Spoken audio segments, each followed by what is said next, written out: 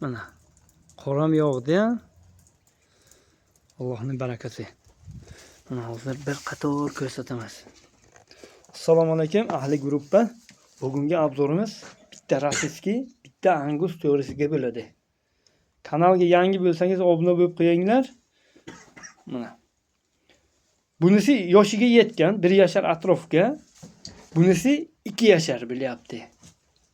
2 yashar pashti bo'ldi-da.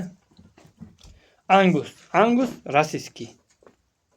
Bugungi sanamiz 19-dekabr haftani juma kuni. Hammangizni juma ayomingiz bilan tabriklaymiz. Muborak bo'lsin.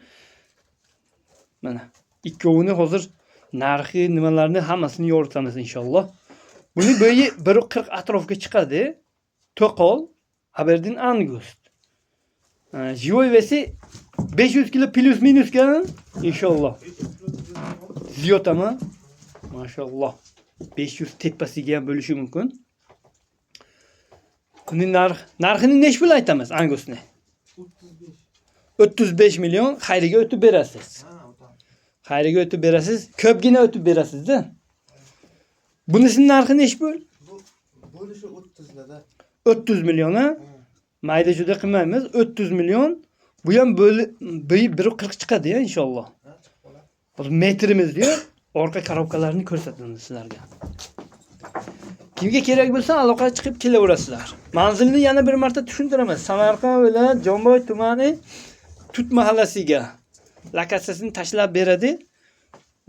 Bu taraf Jomboydan ham, bu taraf nima tarafdan, Chalak tarafdan ham bunday kirib kelsangiz ham bo'ladi, bemalol.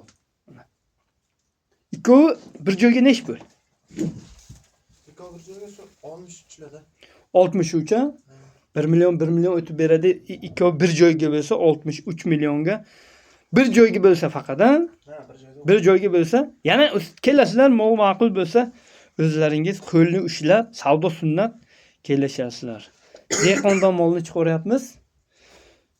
Kanalga xato kamchilik bo'lsa uzr so'rab qolamiz. Keyingi videoga ko'rishguncha omon bo'lingizlar. Fi amanillah. Mana Angusning sog'lomligini qarang. Yeshi ichishi yaxshi, sog'lom, yemga tayyor. Faqat yem berish kerak. Oborish kerak, 1-2 kun yemli solish kerak. Kuniga o'zgaradi inshaalloh.